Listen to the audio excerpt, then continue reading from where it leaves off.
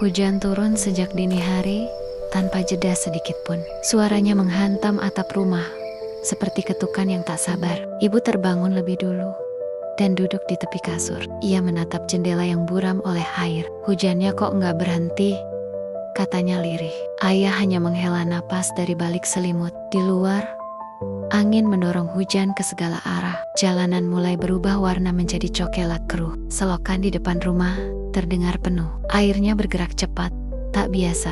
Aku berdiri di balik pintu, mengamati. Ada perasaan aneh yang sulit dijelaskan, seperti firasat yang datang terlalu pagi.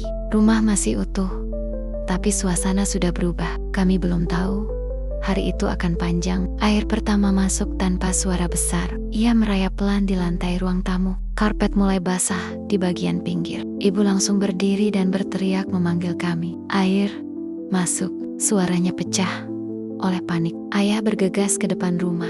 Pintu dibuka, lalu ditutup kembali dengan keras. Udah naik, katanya singkat. Kursi segera diangkat ke atas meja. Sandal hanyut perlahan ke sudut ruangan. Televisi dipindahkan tergesa-gesa. Semua bergerak tanpa rencana jelas. Rumah berubah menjadi ruang penyelamatan. Tidak ada yang bicara soal takut, tapi semua merasakannya. Air naik lebih cepat dari yang kami kira. Dalam hitungan menit, lantai tak lagi terlihat. Ibu menggulung karpet dengan tangan gemetar. Ayah mendorong lemari ke arah dinding. Yang penting dulu, katanya berulang. Adik mulai menangis keras. Tangisnya bercampur suara air. Album foto jatuh dari rak. Sampulnya terbuka dan basah. Ibu berhenti sejenak melihatnya. Wajah-wajah lama tampak memudar. Itu kenangan kita, ucapnya pelan. Ayah menarik tangannya. Kenangan bisa dicari lagi, katanya. Kamu jangan kenapa-kenapa. Air kini setinggi betis orang dewasa. Dingin merambat sampai tulang. Listrik mati tanpa peringatan. Rumah langsung tenggelam dalam gelap. Senter dinyalakan satu persatu. Bayangan bergerak liar di dinding. Adik semakin erat memeluk ibu. Ayah mencoba tetap tenang. Kita ke atas, katanya akhirnya. Tangga kayu berderit saat diinjak. Setiap langkah terasa licin. Air terus mengejar dari bawah. Tidak ada yang menoleh ke belakang. Semua fokus bertahan. Rumah perlahan ditinggalkan lantainya. Di lantai atas, air masih terdengar ganas. Bunyi hantaman dari luar seperti peringatan terus menerus. Ibu duduk sambil memeluk adik. Nafasnya pendek-pendek. Ayah berdiri dekat jendela kecil. Ia menatap hujan tanpa berkata apa-apa. Aku duduk di sudut ruangan. Lututku gemetar tanpa sadar. Bau lumpur mulai naik. Udara terasa berat. Tidak ada sinyal di ponsel. Dunia terasa mengecil. Hanya ada kami dan suara air. Waktu berjalan sangat lambat, seperti sengaja menyiksa. Air terus naik hingga menyentuh anak tangga terakhir. Ayah menatap kami satu persatu. Kalau air naik lagi, kita ke loteng, katanya. Ibu mengangguk pelan. Adik sudah tertidur karena lelah menangis. Kami bergerak perlahan naik. Loteng sempit dan pengap. Debu bercampur bau basah. Kami duduk berdesakan. Nafas saling terdengar jelas. Di bawah, air menguasai rumah. Setiap suara membuat jantung berdebar. Kami tidak tahu harus berapa lama di sana. Malam baru saja dimulai. Gelap semakin pekat di luar. Hujan belum juga reda. Dari kejauhan terdengar suara orang berteriak, lalu hilang ditelan air. Ibu menutup telinga adik. Ayah menunduk dalam diam. Aku menatap lantai loteng yang lembab. Ada rasa takut yang sulit dijelaskan. Bukan takut mati, tapi takut kehilangan segalanya. Rumah, kenangan, dan rasa aman. Semua terasa rapuh. Doa ibu terdengar lirih. Kata-katanya gemetar, tapi tidak berhenti. Waktu terasa tak bergerak. Jam di ponsel mati. Kami hanya menebak-nebak. Ayah akhirnya berbicara pelan. Maaf, katanya tiba-tiba. Ibu menoleh kaget. Kalau rumah ini rusak, lanjutnya, aku gak bisa jaga. Ibu menggeleng kuat. Kamu jaga kami, katanya. Ayah menutup wajahnya. Bahunya bergetar. Tangisnya tanpa suara. Untuk pertama kalinya, aku melihatnya runtuh. Dan itu terasa lebih menakutkan dari banjir. Menjelang pagi, suara hujan mulai melemah. Air berhenti naik. Kami masih diam menunggu. Tidak ada yang berani berharap. Cahaya samar muncul dari celah genteng. Ibu menghela napas panjang. Ayah berdiri perlahan. Kayaknya surut, katanya. Kami turun. Hati-hati. Tangga basah dan licin. Bau lumpur menyengat. Lantai rumah tak terlihat, barang-barang terapung tak beraturan. Rumah kami berubah wajah, tidak lagi kami kenal, tapi masih berdiri. Pagi datang dengan sunyi yang aneh. Air surut meninggalkan lumpur tebal. Dinding penuh garis coklat, kursi terbalik.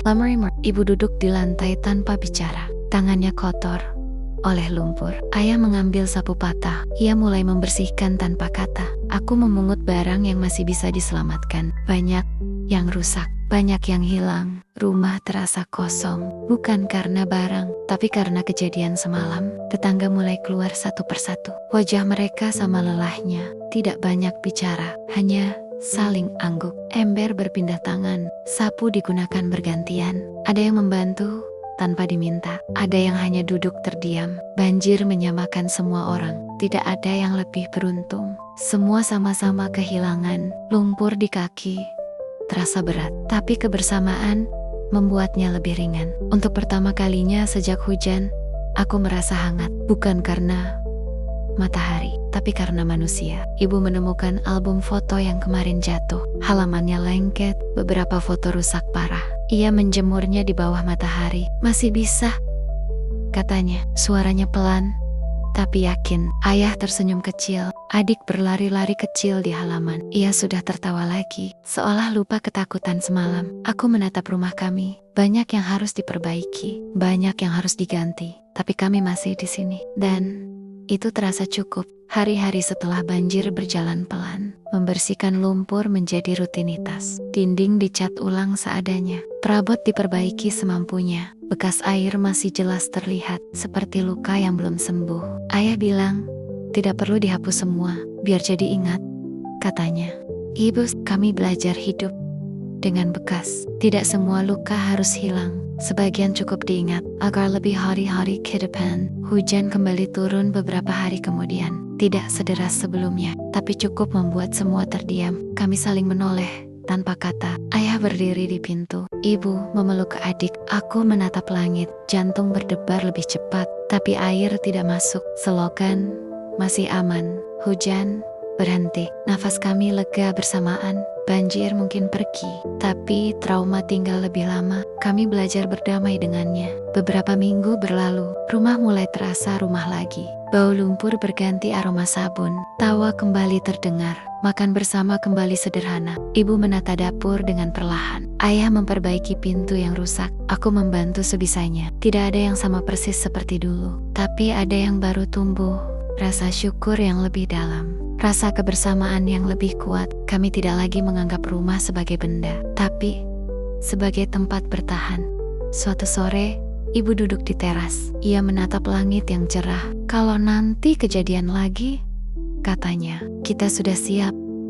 Ayah mengangguk pelan. Adik bermain di dekatnya. Aku tersenyum kecil. Banjir mengajarkan kami banyak hal. Tentang kehilangan, tentang takut, dan tentang bertahan. Tidak semua pelajaran datang dengan lembut. Sebagian datang menghancurkan dulu, lalu menyisakan makna. Bekas air di dinding masih ada. Tidak kami hapus sepenuhnya. Setiap tamu pasti bertanya. Ayah selalu menjawab singkat. Pernah kebanjiran? Lalu tersenyum. Tidak ada cerita panjang. Tidak ada keluhan. Hanya penerimaan. Rumah ini saksi bahwa kami pernah hampir tenggelam, tapi tidak menyerah dan tetap memilih tinggal. Karena disinilah kami bersama. Anak-anak di sekitar kembali bermain di jalan. Tawa mereka mengisi sore. Air sudah jauh pergi, tapi cerita tentang banjir tetap hidup. Menjadi pengingat, menjadi pelajaran, menjadi cerita yang akan diulang. Bukan untuk menakut-nakuti, tapi untuk mengingatkan bahwa alam punya kuasa. Dan manusia hanya bisa bersiap sambil saling menjaga. Rumah bukan lagi sekadar bangunan. Ia adalah tempat kami takut bersama. Tempat kami berdoa bersama. Tempat kami menangis tanpa malu. Dan tempat kami bangkit pelan-pelan. Banjir mengambil banyak hal, tapi juga memberi kami kesadaran tentang apa yang benar-benar penting. Tentang siapa yang harus dijaga. Dan tentang arti pulang. Kini setiap hujan turun, kami tetap waspada, tapi tidak lagi panik. Kami tahu apa yang harus dilakukan. Kami tahu harus saling menggenggam, karena rumah bisa rusak, barang bisa hilang. Tapi selama kami bersama, kami masih punya segalanya. Dan jika suatu hari air kembali datang. Semoga yang tidak pernah tenggelam adalah kepedulian, harapan, dan keluarga.